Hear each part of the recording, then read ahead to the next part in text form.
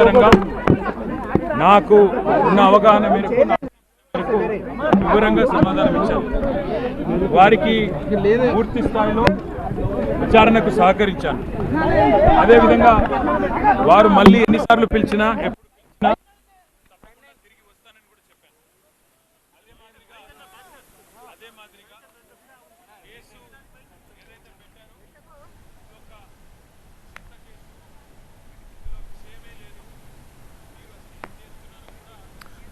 Right, ACB office నుంచి బయటకు వచ్చి మీడియాను అడ్రస్ చేస్తున్న దృశ్యాలను చూస్తున్నాము. నాకున్న అవగాహన మేరకు, నాకున్న నాలెడ్జ్ మేరకు నేను వారు అడిగిన అన్ని ప్రశ్నలకు సమాధానం చెప్పానని చెప్తున్నారు. అట్ ది సేమ్ టైం వారు ఎన్నిసార్లు పిలిచినా మళ్ళీ విచారణకు హాజరవ్వడానికి తను సుముఖత వ్యక్తం చేసినట్టుగా కూడా కేటీఆర్ చెప్తున్నారు. ఆ దృశ్యాలను చూస్తున్నాము. 7 గంటల పాటు సుదీర్ఘంగా మధ్యలో ఒక half an hour lunch break ఇచ్చి ఆయనను విచారించారు. సో కోర్టు డైరెక్షన్స్ నేపథ్యంలో న్యాయమూర్తి ఆయన అడ్వకేట్ కూడా ఈ ఎంక్వైరీలో ఉన్నారు, కాకపోతే దూరంగా ఉన్నారు. సో కేటీఆర్ని ఒక్కరే 3 అధికారులు విచారించారు. సో 7 గంటల పాటు సుదీర్ఘ విచారణ తర్వాత ఆయన బయటకు వచ్చారు. నవ్వుతూ మీడియాను అడ్రస్ చేస్తున్న దృశ్యాలను చూస్తున్నాము. అవగాహన మేరకు తన నాలెడ్జ్లో ఉన్న అన్ని అంశాలను, అడిగిన అన్ని అంశాలను చెప్పానంటున్నారు. ఎప్పుడు పిలిచినా మళ్ళీ వస్తాను అని చెప్తున్నారు.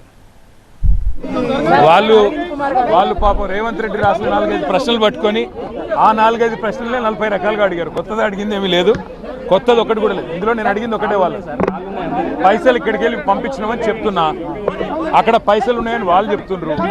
కరప్షన్ ఎక్కడుంది అని అడిగిన, సమాధానం లేదు. ఏమైందా మీడియా మీద దాడెందుకు? ప్రాబ్లం ఏంది? ఇక్కడ మాట్లాడితే ప్రాబ్లం ఏంది?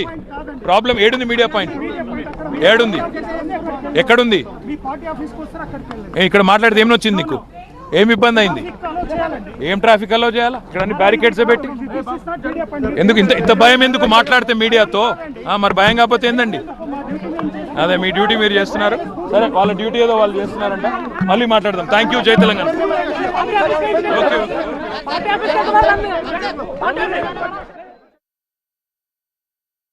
రైట్, పోలీసులు అక్కడ మీడియా మీట్ నిర్వహించద్దని చెప్పిన నేపథ్యంలో కేటీఆర్ మాటల్ని విన్నాము. బ్యారికేడ్లు పెడితే ఇక్కడ ట్రాఫిక్ అడ్డేమిటి అని చెప్తూ ఉన్నారు. సో మా డ్యూటీ మమ్మల్ని చెయ్యనివ్వండి అన్న నేపథ్యంలో సరే అయితే మళ్ళీ మాట్లాడదామంటూ కేటీఆర్ అక్కడి నుంచి వెళ్ళిపోతున్న దృశ్యాలను చూస్తున్నాము. కేవలం 4 ప్రశ్నల్ని 40 విధాలుగా తిప్పి అవే ప్రశ్నలు అడిగారు అని చెప్తూ ఉన్నారు. అలాగే డబ్బు వాళ్ళకి ముట్టింది, ఇక్కడి నుంచి పంపించాము, ఇందులో అవినీతి ఎక్కడుంది అని చెప్పి ప్రశ్నిస్తున్నారు. ఉల్లంఘనకు సంబంధించిన ప్రశ్నలు ఏవైనా అడిగారా అన్నదానికి కేటీఆర్ ఏం చెప్పారు అనేది తెలియాల్సిన అవసరం కనిపిస్తోంది. మళ్ళీ పార్టీ ఆఫీస్కి వెళ్ళి ఏమైనా అడ్రస్ చేస్తారా మీడియాని చూడాల్సిన అవసరం కనిపిస్తుంది. కానీ నవ్వుతూ ఆయన సమాధానం చెప్తున్నారు. ఫ్రీగా అక్కడి నుంచి నవ్వుతూ మాట్లాడుకుంటూ వెళుతున్న దృశ్యాలను చూస్తున్నాము.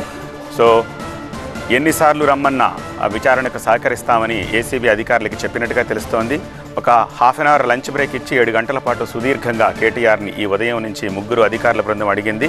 కేటీఆర్ వెంట ఆయన అడ్వకేట్ కూడా ఉన్నారు. అడ్వకేట్ని దూరంగా, కనిపించేంత దూరంగా ఉంచొచ్చు అని చెప్పి కోర్టు చెప్పిన నేపథ్యంలో అడ్వకేట్తో పాటునే ఆయన తిరిగి మళ్ళీ అక్కడి నుంచి వెళ్తున్న దృశ్యాలను కూడా చూస్తున్నాము. విచారణకు పూర్తిగా సహకరించాను, ఎన్నిసార్లు పిలిచినా సహకరిస్తానని చెప్పి కేటీఆర్ మీడియాను అడ్రస్ చేస్తూ చెప్తున్నారు.